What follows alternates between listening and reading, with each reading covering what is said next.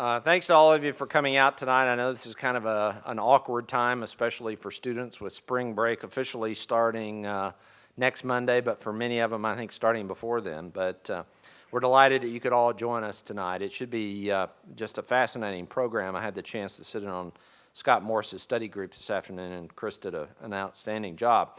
I'm going to begin. One of the things that we always point out, and we always will continue to point this out, our fellows here at the Dole Institute are responsible for a lot of our programs that we have here, and Scott Morris, who is our Republican Fellow this semester, is doing a great job, and he arranged for our guests tonight. We will, as Stephen said, we'll do a Q&A. And Stephen, I was actually prepared to do the instructions, but you did that very well. But we will also have a book signing. If you'd like a copy of the book, it will be available in the lobby, and Chris will be signing them. All of you came here tonight to hear from the author of what is widely regarded as the best book on the Hurricane Katrina disaster. It's titled Disaster, Hurricane Katrina and the Failure of Homeland Security. And it's been called, quote, likely the best in-depth contemporary analysis of the Hurricane Katrina debacle, end quote, by the Washington Post. Author Bobby Block contacted us on Monday with the news that he couldn't make our program tonight because of his health. Luckily for us, he and fellow Scott Morris were able to persuade Bobby's co-author to join us on an extremely short notice. Now, we haven't had to cancel a single program since I joined the Institute, and we're particularly grateful that Chris Cooper could, on such short notice, be able to come and attend the program. As I said earlier to another group of folks, I was especially pleased because on the book, his name is actually first, ahead of Bobby's. So we're delighted that he could be with us. Christopher Cooper is a former White House correspondent for the Wall Street Journal. He currently covers national politics. Prior to joining the Washington Bureau of the Journal in late 2002, he served as a foreign correspondent for the paper, covering the Middle East and continental Europe. He is a former political reporter at the Times-Picayune of New Orleans and a proud graduate, and he will say this very vocally, a very proud graduate of the University of Florida. He's a Gator. Chris lives in Washington with his wife and son. We're delighted that he could join us tonight. Please welcome Christopher Cooper. Chris?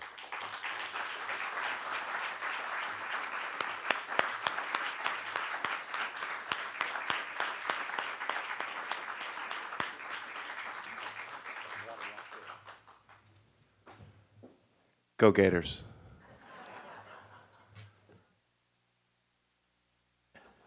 This is a really great scene. They bring you in on a very nice flight, and you spend all day in this beautiful building, and then before you come out and talk to a whole bunch of strangers, they get you all liquored up with wine and stuff. So I'm pretty happy up here. I should tell you a little about what this book is not. This book is not a bottoms-up look at what happened during Katrina. It's not two men in a rowboat. It's none of that stuff.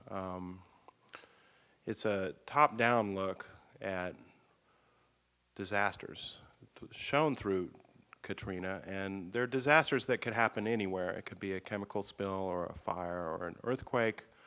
It could happen in Kansas or California or any other place. I should tell you something else that I don't think our book really does justice to, which is that you hear a lot of rhetoric about this storm and how it's this mega storm and how it caught everybody by surprise and how nobody could stop what happened in New Orleans. And the sad fact is that what happened in New Orleans didn't have much to do with Katrina. Katrina hit 50 miles to the east of New Orleans. What happened in New Orleans is that these federal levees, they were built by the federal government, not the crooked state government.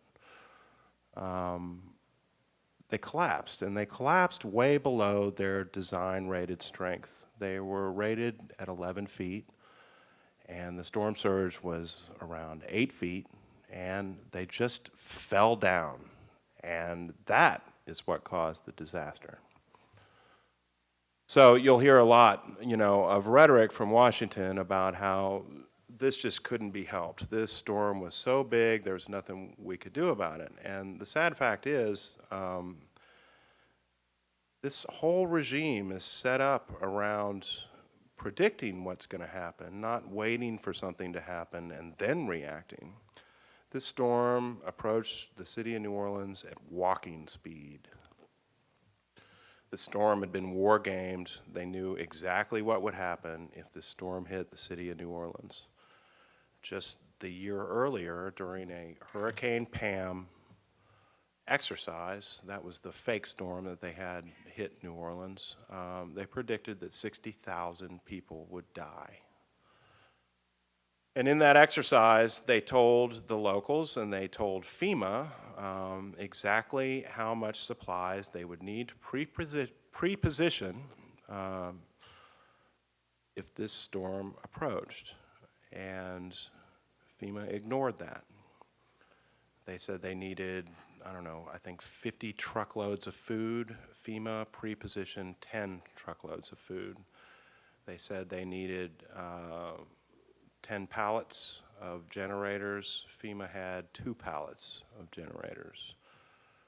And on down the line, they didn't have enough bottled water, they didn't have tarps, they didn't have all the things that you need to deal with any kind of hurricane. And I think Chertoff said it best, if disaster hits, you're on your own. And that's the lesson of New Orleans. And it's not about the local government. The local government doesn't have helicopters and bottled water and 500 buses with 2 sets of drivers idling 24 hours a day outside City Hall. When you step outside of your house, God forbid, and see the sky lit up orange one day, it's not going to be your local mayor that you're going to want to count on. It's going to be your federal government. This is why you pay taxes, to keep your family safe. This idea that we're all safer since 9/11 is a canard. This was no bolt out of the blue. They knew exactly what would happen if this hurricane struck New Orleans, and they fiddled.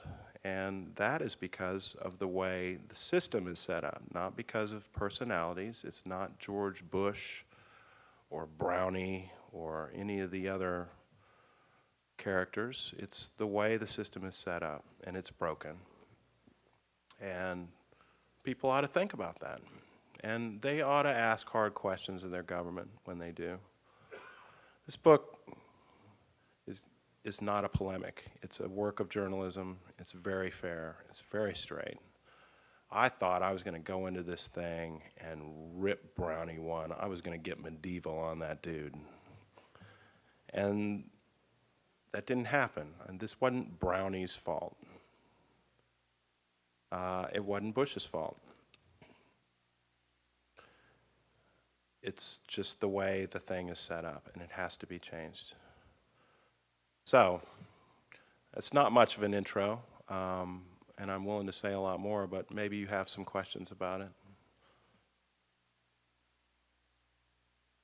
Anyone?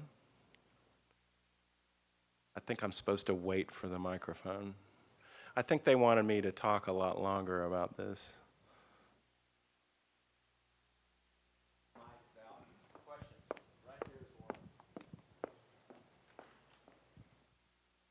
So explain to me what you mean when you say that it's the way that the system is set up. Well, after 9/11, they decided that they didn't have a very good emergency response regime in place. And, it's more likely that a flood or a fire is going to affect you than a terrorist attack. But they set the whole system up to respond to terrorist attacks. And so all the money and all the resources go toward that, and very little goes toward the sort of everyday events that happen. In essence, natural disasters are for pansies, and real men handle the terrorist stuff. And the real men get the money, and the pansies get stuck in the basement. And that's exactly what's happened. They've created this thing called the Department of Homeland Security. It's a 180,000-man bureaucracy, of which FEMA is a tiny, tiny part. FEMA is stuck way down in the basement. They don't have the president's ear. They have to go through many layers of bureaucracy to get anything done. And that's a sad thing, because FEMA doesn't have helicopters. FEMA has to borrow helicopters from the Pentagon. And to do that, they need somebody like the president to ask for the helicopters. We have a little thing in our book, I think it was Monday. The hurricane hit on Monday. Tuesday morning, Brownie called the Pentagon and said, I've got an urban rescue squad sitting in California. They got rubber boats and people who are trained to rescue people in urban settings. And I got to get them to New Orleans because they can save lives. And he called the Pentagon. I think he talked to a colonel, and the colonel said, well, what do you need? And Brownie said, I need an airplane to bring them and all their material up here. I need like a C-130 or something, a little transport plane. And the colonel said, well, that would have to be approved by the Secretary of Defense, and he's not here. So why don't you call back? Well, the Secretary of Defense was sitting at a baseball game in San Diego, it turns out. So you see the problem. Now, if Brownie could call the president and say, I need this plane, I really need this plane, the president could call Rumsfeld, even if he was at a baseball game, or probably even order the colonel to set the plane on the tarmac. This went on constantly. Hurricane hit Monday. Tuesday, Governor Blanco and Brownie are standing at the Superdome. There's this crowd of people walking down Poitras, walking through the water, carrying their pathetic possessions in garbage bags and wading through at least waist-deep water. And all around her are thousands of people who have no food and no means at all. They need help. And Blanco said, we got to do something about this. And Brownie says, what do you need? And she says, I need 500 buses. And Brownie says, well, if there's anything FEMA can do, it's buses. I'll have the buses here tomorrow. So they walk back to the chopper that brought them in, and Brownie flips this request over to one of his boys, and he says, make the buses happen. All right, so the boy says, all right, to make it happen, I've got to get Blanco's boy to sign off on the request for 500 buses. So that happens a couple hours later. And then the request goes to FEMA headquarters in Washington. And there it sits for, 6 hours. And then some FEMA guy, some analyst, looks at the 500 bus request and says, I don't think they need 500 buses. I think they need 453 buses. So he scratches out 500, and he puts in 453, and then he sends it back down to Louisiana so Blanco's boy can sign it again, which he does. And then they send it back up to Washington, and from FEMA in Washington, it goes to the Department of Transportation, which has buses. FEMA doesn't have any buses. And it hits the night desk of the DOT, which we all know the night shift is actually the efficient shift, right? That's the shift that gets it all done. Well, it sat there all night. So the buses, which were supposed to be there on Wednesday, didn't show up. Now, what is the governor supposed to do at this point? Well, she signs an executive order commandeering all available buses in the state of Louisiana, no matter who they belong to, churches, schools, municipalities, whatever. And she tries to marshal her own buses because Washington, frankly, let her down. That's the regime we operate under. This is an emergency. Brownie has seen it. Brownie apparently can do nothing about it. Brownie had no idea that his orders weren't carried out. So, what's the problem here? The system. The system is the problem. It's not Brownie. It's not the governor. It's not even the DOT. It's the system. There's a problem here. It's got to be fixed. You need buses. FEMA can do buses. That ought to be the truth. What else? Come on. Wasn't a result of 9/11 that they moved FEMA into the Department of Homeland Security? Weren't they separate before then? And if so, what role did that play, and why did that happen, and why can't that be undone to let them stand alone? That's a good question. Actually, the Department of Homeland Security didn't exist before 9/11. FEMA was a separate agency.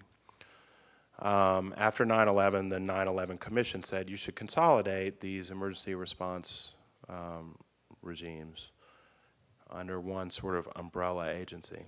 Now, there's always been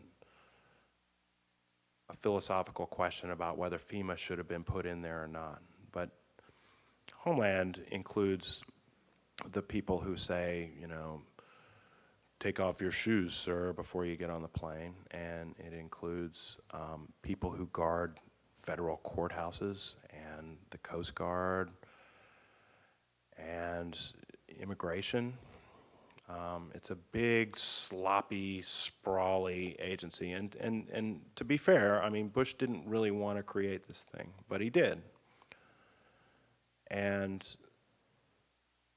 that's where it stands now. I mean, FEMA is down in the basement of this massive bureaucracy, and it's gotten much worse. Now, in the old days, under Clinton, the FEMA guy, the Brownie, if you will, his name was James Lee Witt, he had a direct line to the president. And so if somebody gave him the okey doke on the buses, he would just call the president and say, the buses haven't arrived. Well, that speeds things up somehow. I don't know. Getting the president involved seems to speed things up. And so that's what people think, some people think ought to happen now. The problem is that the U.S. Senate is the one that technically created this, and they don't want to admit that they made a mistake. So we're all at loggerheads at this point. I don't know if that answered your question completely, but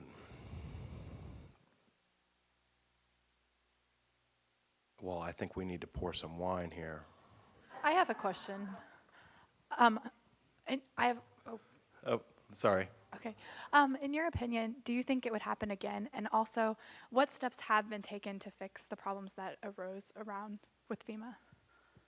Well, like I said, one of the problems, oddly, at this point, is that the Senate doesn't want to really take a hard look at this thing. I mean, Lieberman and Collins are the ones who were a Republican and an independent, are the ones who set up this scheme, and they don't want to take a hard look at it. There was some talk this year about changing FEMA's name.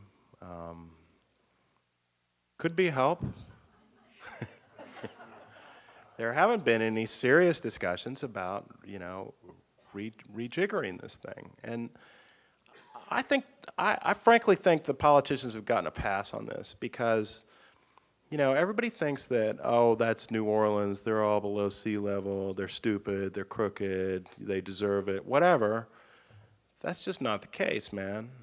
This could happen anywhere. And it doesn't have to be a hurricane. It could be a big old fire or a chemical explosion or some kind of, you know, meltdown at the nuclear plant or anything else. And everybody's going to be in the same boat when that happens. Did you know that there's this fault called the New Madrid Fault? Let me back up a little bit. When they started talking about doing Hurricane Pam, which was this mock exercise to figure out what would happen if a big old hurricane hit New Orleans, they came up with a list of like 15 things that could be the worst things that would ever happen. Well, one of them was New Orleans. And the other one was this New Madrid Fault, which sort of runs up through the center of the country. I didn't know that much about this. But this thing, they think, is one day, half of the continent is going to fall. And it's going to break a lot of things, and there's going to be widespread mayhem. They've never even war-gamed that one. They don't even know what would happen then. But look, I mean, don't think it couldn't happen to you just because, you don't live in some subsea Atlantis. You don't have to. Anything can happen.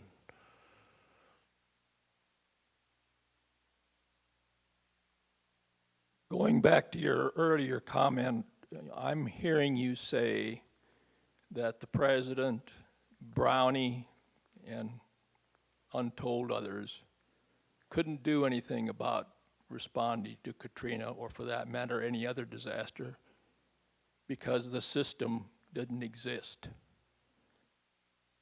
Somebody is responsible for seeing that there are in place systems to protect the American people. Who's responsible for having enough foresight to look ahead and ask the questions, what if? And then design systems to respond to those disasters. I can't accept the idea as a citizen that nobody's accountable here. Somebody or some bodies are accountable, and they need to be identified and removed. Oh, I may have misspoke. Bush is responsible. He's the one, his administration came up with this regime, and he's the one who could fix it the easiest. And if he's not going to do it, Congress ought to do it, and they're not, and they should. And they do it I'll tell you what, they lean on their shovel at their own peril, because the fastest way to get unelected as a politician is to screw up a disaster. I mean, Bush's own father probably lost a second term as a result of Hurricane Andrew. So yeah, there is responsibility. It's Bush's responsibility. What I was saying, I think, is that Bush didn't know in those early days what was going on in New Orleans, because his people didn't tell him what was going on in New Orleans. So, Brownie got fired, but maybe some other people should have gotten fired. I mean, Brownie is at the very bottom. What about Chertoff? Where was Chertoff? And Chertoff doesn't even understand the new scheme. Also, part of this Homeland thing is this whole new scheme about how they look at disasters. There's this sort of punk disaster, where they push supplies down when the local government asks for it. And then there's this super disaster. Oh, let me back up. That's called a pull system, right? The locals pull down the supplies as they need them, but they have to ask. Then there's these mega disasters called the push disaster, where the government just starts pushing stuff into the hopper as fast as possible and doesn't worry about whether anybody has signed any, requests for buses or whatever. They just send the buses. Well, that all, rests on this trigger of which is going to be a punk disaster and which is going to be a mega disaster. And that trigger changes for each disaster under this new scheme, which nobody really understands very well because it's never been used. So, for example, in Katrina, the trigger between punk and big was, did the water go over the top of the levee, or did it break through the levee? And I'm telling you, man, it took them 2 days to decide which had happened. And they asked Governor Blanco, they didn't tell her that this is the big trigger now, this is the $64 billion question. They just said, is the water over the levee or the water through the levee? And she said, well, I don't know. I think it's over the levee, but I don't know why it really matters. There's people swimming around in the neighborhoods. She's got a point. Does it really matter? I mean, why not make the whole thing a push? So what if you send too much bottled water? I mean, we'll settle it up later. 15,000 people died in this hurricane. I mean, well, 15,000 people died in the aftermath of this hurricane, and probably a lot of them didn't have to. So, you know, let's just push the buses in the water. I mean, why not? Save a few lives, a few hundred, maybe 1,000 lives. Seems worth it.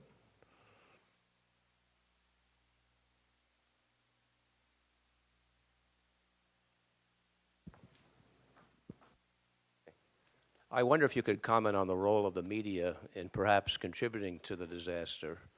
As you probably realize, there was a lot of testimony after the hurricane about the spread of rumors that occurred during the coverage, including the alleged shooting at helicopters, which was never found to be accurate, a large number of murders and rapes, which were greatly exaggerated, all spread by the media. Huge role. In fact, I did a whole talk this afternoon about this. The problem was that nobody really knew what was going on. The hurricane hit. It was like 80-mile-an-hour winds in the city of New Orleans. It knocked over some signs and busted some windows, but it didn't do a whole lot. Then, like 12 hours later, all of a sudden the city started filling up with water. And that killed all communications in the city. Nobody's cell phones worked anymore because this stuff it all works on ground transponders. I didn't really understand this at first. But even a lot of like sat phones won't work if these things get wet, and everything got wet. So you think about who's there, right? Okay, CNN's got a camera crew, maybe a camera crew and a half, right? A reporter, a producer, camera guy, and then another camera guy who's just supposed to go around the town and take cool pictures. Well, they've all set up in the dry part of town on Canal Street, and all day long they show a picture of, and you saw it, I know you did, you've seen both of these, the dude walking out of the liquor store with his arm full of bottles, and the lady who's got the diapers and whatever the hell else she's got. And they showed that over and over and over. And it's because they're thin on the ground, right? They don't know exactly what's going on. They don't know what's wet and what's dry. They're not from New Orleans. They got no communications with anybody. The only people they can rely on for information are people like Brownie, who doesn't know anything. I mean, the guy is he's in Baton Rouge. He's 80 miles away. Any feds who might be around, there's only like 3 feds in town at this point, basically, you know, who anybody knows about. There actually were some other guys there, but nobody knew about them. And then you got the mayor, who, you know, on a normal day should be able to tell you whether it's raining or not. And you got his chief of police. And his chief of police is flipping out, man. His wife just had a baby, or she's about to have a baby. They're all in this downtown hotel that doesn't have any power, doesn't have any phone. He's across town staying with the mayor. He's got no communications with any of his cops. And the rumors are just flying, man. And he just starts regurgitating them, you know. Oh, they're raping babies in the Superdome. They're murdering people. You heard it all, right?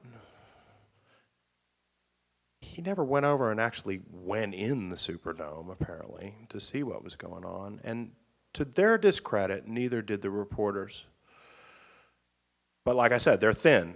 They got a whole city to cover, and you know, one camera guy going out on a boat with a rescue team cuts their staff big time. Because they just got the standard hurricane crew there. And, you know, it's all of our faults. I mean, nobody pays attention to that stuff anymore. Nobody patronizes it. The TV networks are in worse shape than the newspapers at this point. The newspapers are understaffed, and most of them are from out of town. The local paper is not printing, so nobody knows what they know, right? They're just drifting around town doing whatever they do. Nobody even knows that they got a blog running or whatever because nobody has any internet in New Orleans. So that's how that happened, and it was perpetuated for a long time. I have to say that the media caught up. You know, they've done some fine investigative work since then, and I think that they've really called out FEMA on some of this stuff. But, you know,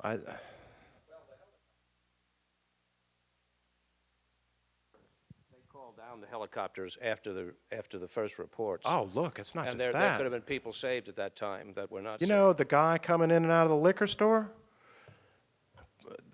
The Pentagon doesn't want to send any soldiers down there. They might have to kill American citizens. How's that gonna play out? Man, nobody knows how that's gonna play out. I don't care if they are looters. If American soldiers are killing American citizens, there's gonna be a big problem. And it's going to cause a real storm of controversy. So they dithered. They didn't send the 82nd Airborne for almost a week because of that, because they thought the city was too dangerous.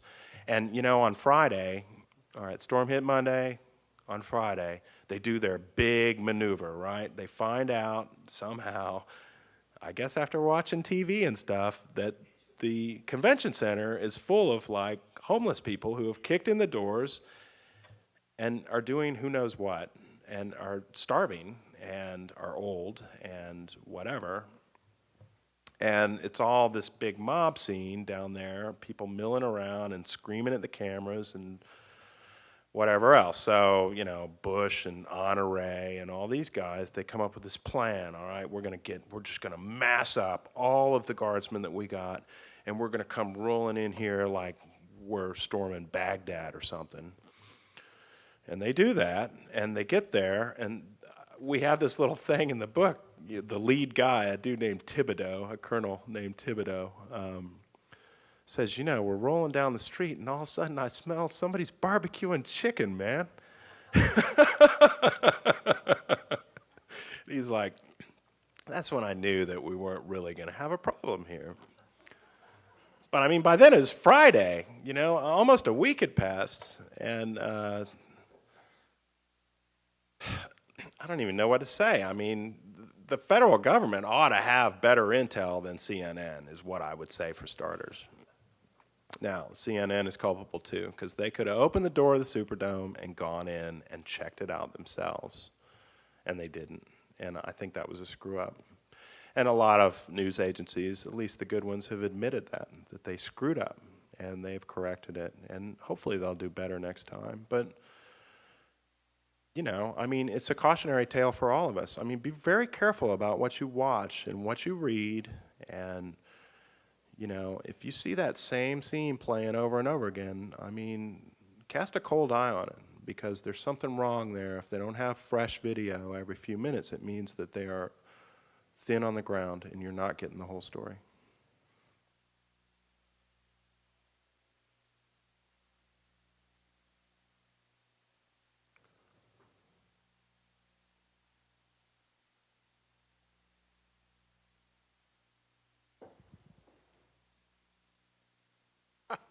How much did race play a factor in the coverage and in the reaction?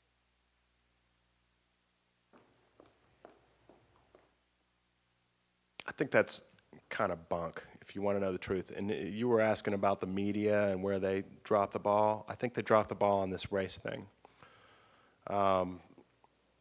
Man, it was an equal opportunity disaster. It creamed a lot of white neighborhoods. And you might not even know that if you just watch TV and see what happened. Everybody's about the lower Ninth Ward, the lower nine, the lower nine. It's all got ruined. What are we going to do about the lower nine? Man, that ain't the beginning of it. You know, the lower Ninth Ward, and I used to live there, has always been a wrecked neighborhood and didn't look all that much different, I have to tell you, after the storm. Race wasn't a factor. It's not about, Bush doesn't like black people. I think, or what was it, Bush doesn't care about black people. I think that was the quote. Now, I'll grant you, Bush probably doesn't care that much about Democrats, but I don't think that figured into the problem, really, because there were a lot of white victims. There were a lot of white neighborhoods that were trashed, and it was more of a class thing, I think, than a race thing. Poor people can't get back, They don't have the resources to rebuild these houses. They probably owned the houses free and clear. They were passed down through the family, and they probably were home to an extended family, and the way that you can be sure that you have homeowners insurance and flood insurance is if you got a mortgage, because the mortgage company requires you to have that and forces you to make the payments, or they done you for it. So the people who didn't have flood insurance were mostly poor. So they don't have the means to rebuild, and they don't have the means to come back.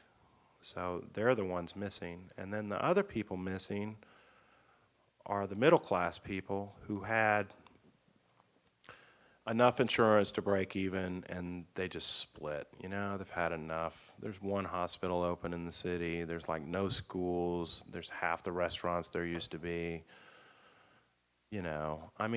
Sure, the Saints are winning, and that keeps some people in town, but if you can get out, you probably got out. And then you got the people who were in the bucket, right? The rich people, the people who got the McMansions and used to live across the street from a doctor, and their house is worth $500,000, and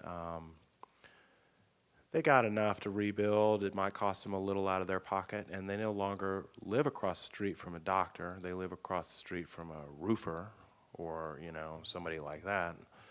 And their house is worth maybe half of what it used to be, but they're stuck because they got this big mortgage they got to pay. So they're there. Rich people are there. Middle class is gone. Poor people are gone. So that's the problem. It's a class thing, I think.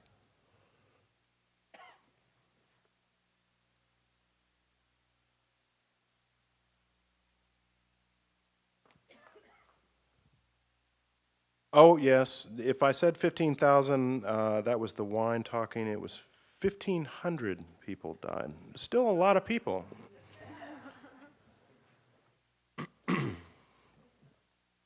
Added to the difficulty of people who did not have insurance, what I read in the papers was a lot of the people who did have insurance had much difficulty collecting.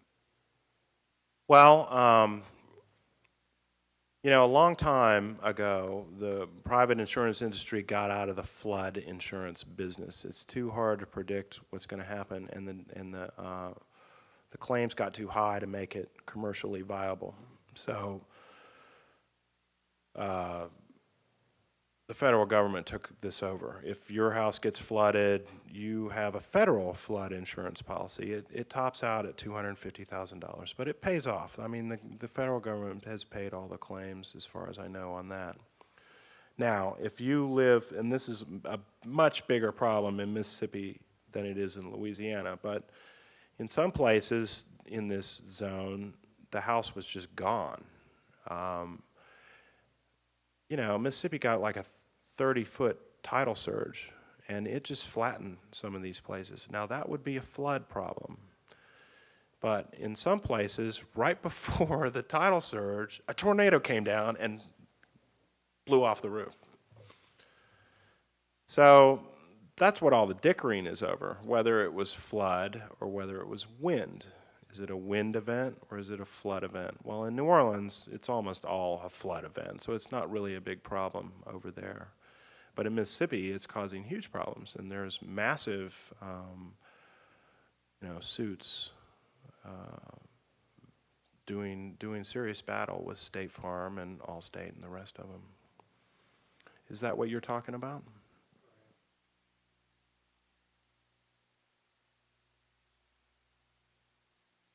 In September, the poet and essayist Andre Codrescu was here giving a talk.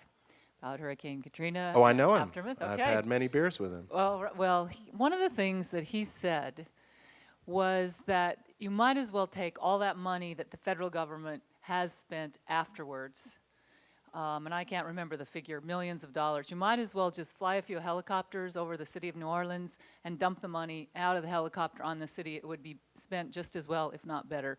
I wonder if you had any thoughts about that. Yeah, I got some thoughts about the money. You know,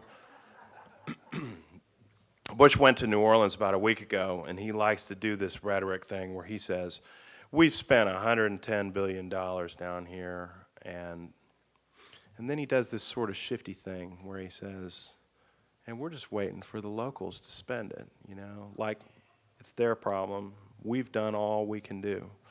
First of all, it's not anywhere near 110 billion.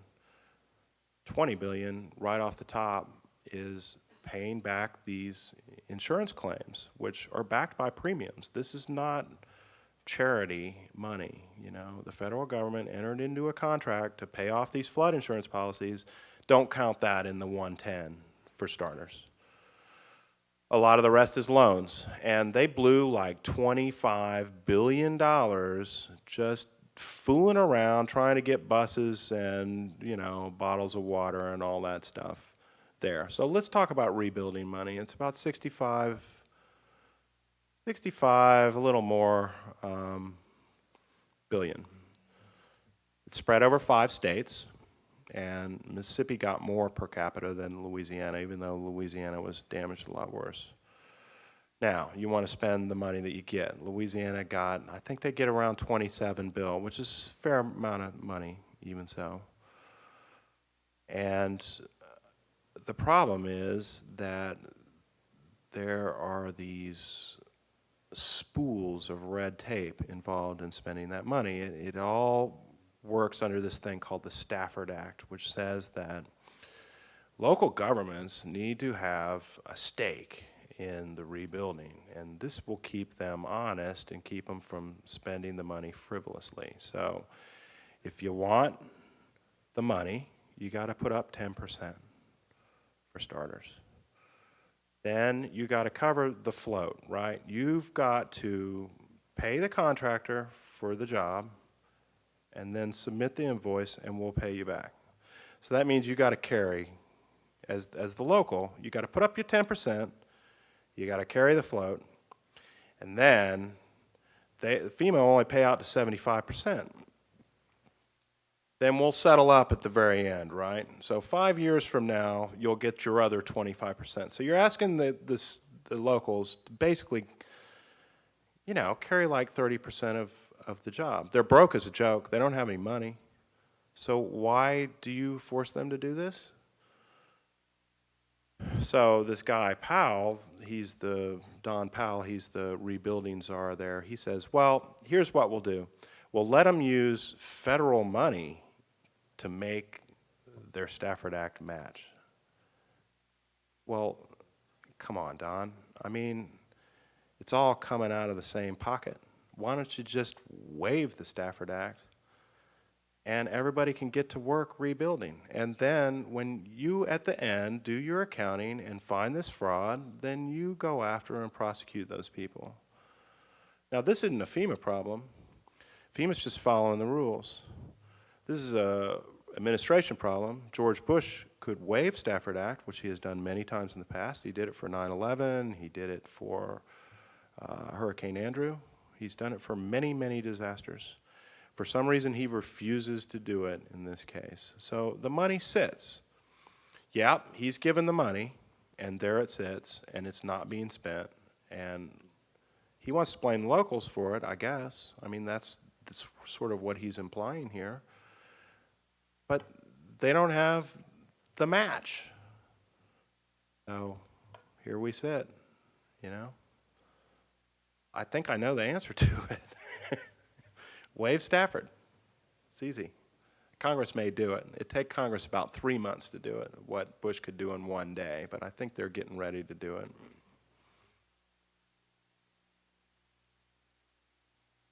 We have a question here. If you were to design a program that would, in your view, halfway efficient, what would be some things you would do? Well, this stuff isn't rocket science. I mean, it's cops and firemen who do all this work. It's pretty easy stuff. You don't even need a disaster guy to be in charge of it. It doesn't take a lot to fix. You just need the guy who's going to be in charge of FEMA to have a direct line to the president, so that if he runs into this okey-doke thing, like, oh, Rumsfeld's out of town, we can't give you the plane till he gets back, you just call the president and say, can you believe what those guys told me over there in Pentagon? Can you help me with this? And then it gets fixed. And that's the way, FEMA has had a rocky existence, and it has never worked very well except under one administration. And that was the Clinton administration under this guy, James Lee Witt. James Lee Witt is from some punk-ass little town in Arkansas. He didn't know that much about disaster, or emergency management. But he did understand the politics of it, and he had the president's ear, and he got things done that way. So it's a pretty simple fix. Take FEMA out of Homeland. Or leave FEMA in Homeland, but make sure that the guy in charge of FEMA doesn't have to go to Chertoff. He goes straight to the president if he's got a problem. That'd solve almost all the problems, in my opinion. Yes. I'm interested in your reaction to the euthanized patients at the hospital and the subsequent prosecution of the doctor and the 2 nurses. Yeah, I know Charlie Fody. He used to be the sheriff in the city when I was there. Chews these little green cigars. He's one of the few white guys to be reelected continually in a majority black city. He plays his politics pretty well. His constituency is old people. And I think that says a lot about what's going on here. I mean, I don't know what happened in that place, but I do know that they don't have any lab evidence that anybody was euthanized there. Actually, one of my good friends is a doctor at that hospital. He wasn't on staff at the time. I mean, he's a resident, but he said there's no physical evidence that this happened. So then you got to figure, well, what's the politics of it? Well, it's just Charlie trying to get the old people in his corner is what it sounds like to me. I mean, I know that's probably not a very satisfying response, but I don't think they're going to be convicted of anything, the doctors. I'm very concerned in New Orleans. If we don't fix those levees, there's no sense in messing around with the other things because it'll just occur again. And I know that New Orleans is below sea level, and if we're going to have global warming and the sea is going to be rising, why are we concerned about rebuilding like in the Ninth Ward if we're not really going to take care of the levee problem? Well, building a levee isn't that hard. I mean, you mound up some dirt, you sink a piece of sheet pile in it, and you put a concrete cap on top. It's not rocket science. They've been doing it since the 20s down there. They've got these massive levees that keep the Mississippi River right in its bed. This is not hard work. What happened in New Orleans is the Corps of Engineers got outmaneuvered a little bit many, many years ago. In 1965, there was a hurricane called Betsy, and it blew through the Ninth Ward in New Orleans, and it blew out that same levee that flooded the Ninth Ward this time. And Russell Long called President Johnson and said, "You want this to be a Johnson state, you better come down to New Orleans and see this." Johnson hemmed and hawed and said, well, I'll either go or I'll send my best man. And Long said, I want your best man. I'm a Johnson man, and I'm telling you, if you want him to vote for you next time, you'll come down here. And so Johnson was on the plane the next day. He gets down there. He says, this is unbelievable. He said, I can't believe what's happened. There's people just living in the streets like dogs, just like this Katrina thing. And he comes into this giant dark auditorium, and he holds this candle up to his face, and he says, I'm your president, and I'm here to help you. Get Pepsis for everybody in this room. And then, as he's leaving, he says, we got to do something about this. And he passes the Flood Control Act of 1965, which orders the Corps to start a new mission, which is, up to that point, the Corps was only about shipping, keeping shipping channels open and making things easy for shipping. But from that point on, they became about hurricane protection, and their first hurricane job was to put a big levee around New Orleans. So, or make New Orleans safe if a hurricane ever came again.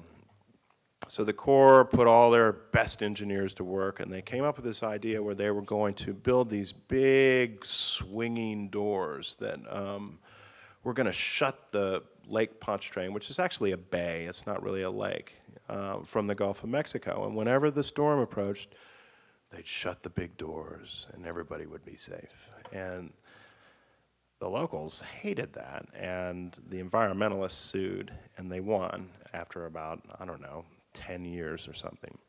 So then they came up with this other idea. All right, we're going to build these things called butterfly valves, and when the storm surge comes in, they'll close, and when the rain is in the city, they'll open and let the rainwater come out into the lake.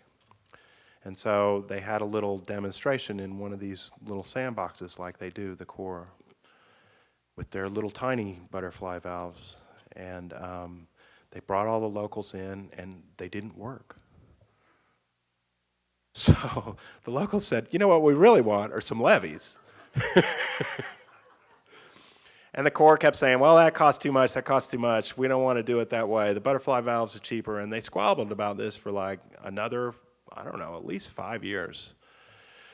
And finally, you know, Louisiana's got some Sharpie politicians, and they snuck something into a bill that said the Corps' got to build the levees. And the Corps got started after that. And the Corps had a chip on their shoulder about this whole thing, and they cheaped out the whole way, man. I mean, they built these levees, but very grudgingly, and they counted every penny. And so they built 3 sets of levees around, well, they built levees around these 3 drainage canals that go into the city. And on 2 of them, they used these real cheapy things called eye walls, which is just basically what it sounds like, a piece of sheet pounded into the ground. And then on this other one, they tried to use eye wall, but it kept falling over. So they finally had to use what they call T-wall, which is, it has things sticking out on the sides of it to keep it from falling when the water pushes up against it. So guess what broke and guess what held? I mean, the eye walls fell over and the T-wall held. So that's how that all happened. If they want to build levees, they can build levees. I mean, it's not that hard. They just build the levees. They will handle whatever global warming problem is coming, you know? And I have to say, for the life of me, I don't understand why they're so stubborn about this. It's cheap. You know, if they just put in the T-walls, how many billions of dollars they would have saved? Well, penny wise, huh? We have time for one more question. I think the gentleman right here had a question. Didn't you, sir? One of the things I understand happens in New Orleans is it's very hard to condemn property, which has led to some of the problems in the Ninth Ward. In other words, you can't go in and just clear out an area. You have to get permission from everyone. Is that your understanding? And how does that contribute to the problem? Yeah, they have a different legal system there. It's based on the French system, and it's not common law system. And this system gives a lot of power to property owners, and it is difficult to condemn property. It can be done, and it will be done, I'm pretty sure. I mean, there's a lot of politics at work here that I think you really, people just sort of glance over it when they say, well, maybe they should never rebuild the Ninth Ward. But the fact is that people have been living there for 100 years, and their mom and them and their auntie and everybody else is living right down the street. And it's hard to tell those people, I'm sorry, but you can't come back. You're going to have to move to another part of the city. It's hard for any politician to do. Redlining these neighborhoods is easy for people outside that city to say, but for politicians it's very difficult, and because they represent the constituents who live there. And I can see why they'd think that's not in the constituents' best interest. Incidentally, the lower Ninth Ward is not low ground. In fact, most of it is above sea level. That kind of gets back to my little man-made disaster thing. That place didn't flood because, the Ninth Ward didn't flood because it's low ground. It flooded because the levee broke. And it broke below grade, below design strength. My in-laws, and for that matter, a lot of the city isn't below sea level, despite what you've heard. My in-laws live there. They live on this ridge that runs through the middle of the city. There's several ridges that come out through the city. They're just sort of natural. The Indians told them to build there. And my in-laws happen to live on one of these in an 1850s house that's survived many, many hurricanes. And, when Hurricane Katrina approached, they prepared like they always do. My mother-in-law made a very fine étouffée, and my father-in-law bought a 25-pound ham, and they got everybody over there in the big safe house, and their plan was, look, as soon as the thing's over, as soon as the wind's gone, we'll fix all the windows, and we'll lock it up, and we'll go over to Florida and wait it out till the power comes back on, and then we'll just come back. Well, that was fine. I called them on Tuesday, they were fine. I actually woke my father-in-law up. He's like, yeah, everybody's cool, don't worry about it. So, anyway, they come out, Tuesday morning after the thing, and this tree has fallen over their driveway, and they can't get their car out. So they get this handsaw. I think that's the only thing they got. And they saw this tree up, and it takes them all day, and they're exhausted. And they say, well, we'll just leave in the morning, We'll just sweat it out here and leave in the morning. And lo and behold, they come out in the morning with their suitcases, and the street in front of them is full of 5 feet of water. Where did this come from? They have no idea. Who do they turn to when they get stuck like this? I don't even think that was really that stupid. They just wanted to have their really nice house with really nice things in it not be looted while they were gone, all right? It's been there since 1852. It's going to be able to handle a hurricane wind. Who do they turn to when they come out and see the street full of water? They want Mayor Nagin to help him? What is he going to come out there in a tank or something?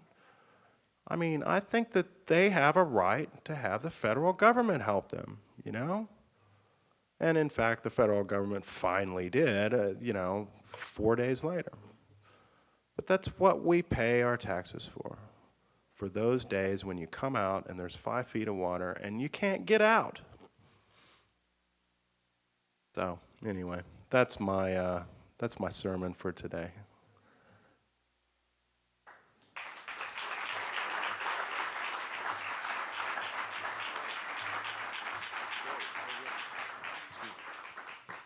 Thank you very much, Chris. We're so pleased you could join us tonight. That was very interesting and informative and entertaining.